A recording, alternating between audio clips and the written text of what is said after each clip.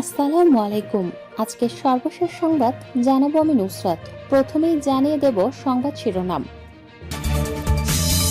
তাসনিম জারার পদত্যাগ নিয়ে মুখ খুললেন আক্তার। মারা গেছেন গুলিবিদ্ধ যুবদল নেতা ফারুক। সর্বশেষ জানাবো হালুয়াঘাট সীমান্ত দিয়ে পালিয়েছে হাদির খুনি, বললেন ডিএমপি। শিরোনাম শুনলেন, এবারে বিস্তারিত। তাসনিম জারার পদত্যাগ নিয়ে মুখ খুললেন আক্তার। জাতীয় নাগরিক পার্টির জ্যেষ্ঠ যুগ্ম সদস্য সচিব তাসনিম জারার পদত্যাগের বিষয়ে মুখ খুলেছেন দলটির সদস্য সচিব আক্তার হোসেন। তাসনিম জারার পদত্যাগ ও স্বতন্ত্র প্রার্থী হিসেবে নির্বাচনের ঘোষণার বিষয়ে আক্তার বলেন, অনেকেই আমাদের রাজনৈতিক দলে নতুন করে যোগদান করেছেন, আবার অনেকে চলেও গেছেন। এটি একটি রাজনৈতিক দলের বিকাশের জন্য একটি চলমান প্রক্রিয়া। তবে আমরা যারা আছি সবাই দলের প্রতি অটল থেকে ঐক্যবদ্ধ আছি।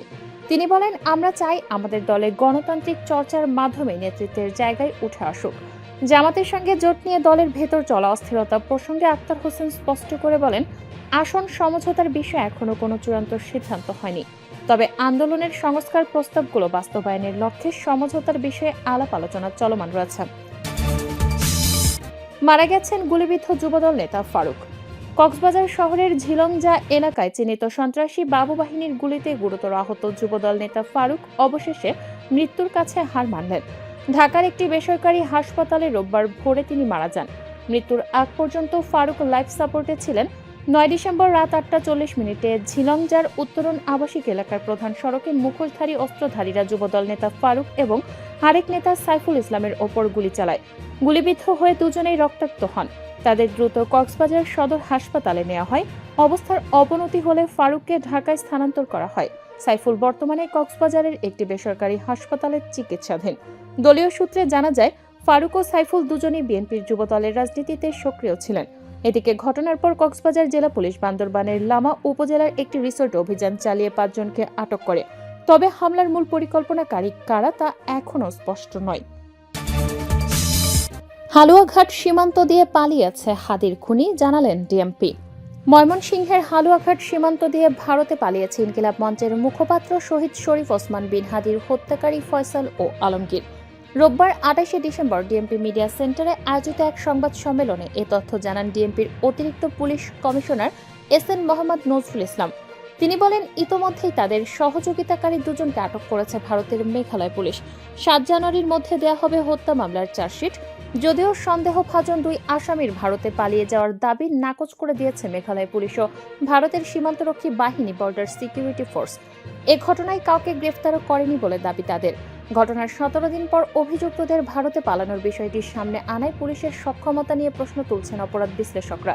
তাদের দাবি, ঘটনার পর অপরাধীদের ধরতে কার্যত কোনো পদক্ষেপ নেয়নি আইনশৃঙ্খলা বাহিনীর সদস্যরা। রাজধানীর গুরুত্বপূর্ণ সড়ক প্রবেশপথ ও দেশের সীমান্তবর্তী এলাকায় জোরদার করা হয়নি নিরাপত্তা ব্যবস্থা। ফলে অপরাধীরা নিরাপদে সীমান্ত দিয়ে দেশ ত্যাগ করেছে। ঢাকা বিশ্ববিদ্যালয়ের সমাজ কল্যাণ ও গবেষণা ইনস্টিটিউটের সহযোগী অধ্যাপক অপরাধ বিশেষজ্ঞ ডক্টর তৌহিদুল হক যুগান্তরকে বলেন, অপরাধীরা সীমান্ত দিয়ে পালিয়ে গেছে।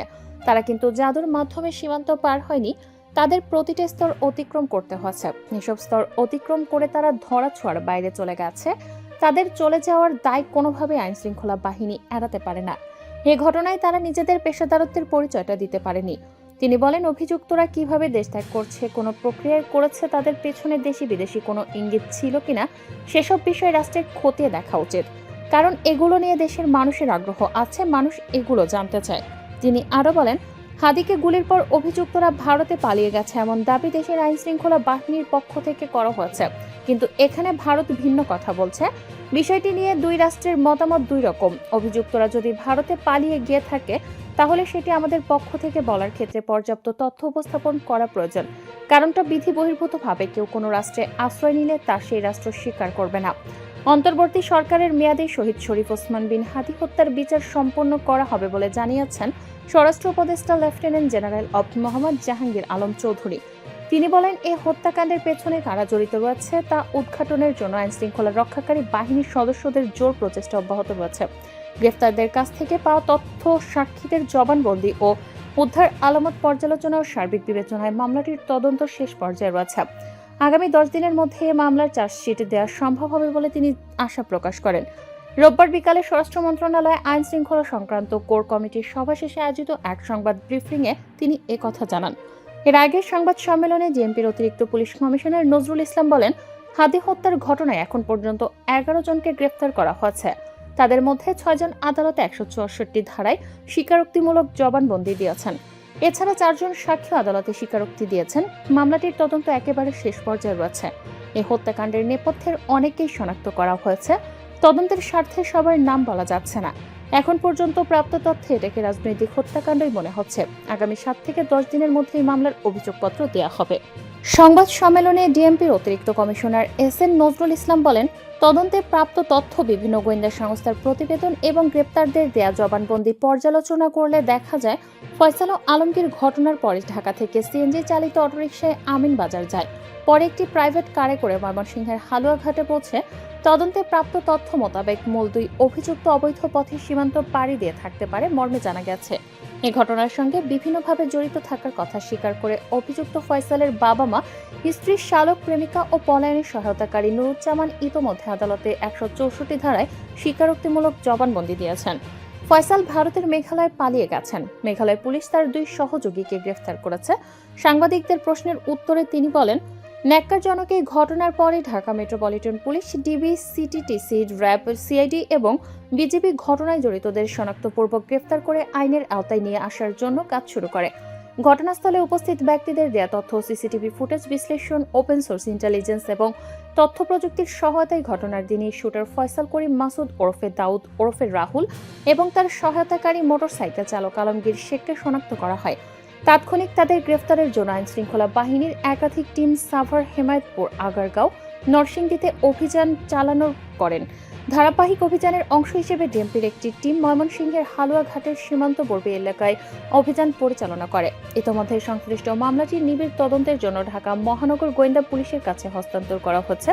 তদন্তকালীন এ যাবতে ঘটনার সংগঠনের পরিকল্পনায় অংশগ্রহণ, ঘটনায় ব্যবহৃত অস্ত্র, গুলি লুকানোর সঙ্গে জড়িত ঘটনার মূল 2 হোতাকে পলায়নের সহায়তাকারী সহ 11 জনকে গ্রেফতার করা হয়েছে। পুলিশ কর্মকর্তা নজরুল বলেন, ইনফরমাল চ্যানেলে আমরা মেঘালয় পুলিশের সঙ্গে যোগাযোগ করে জানতে পেরেছি সেখানে তাদের আটক করেছে। তারা হলেন পূর্তি ও সামি।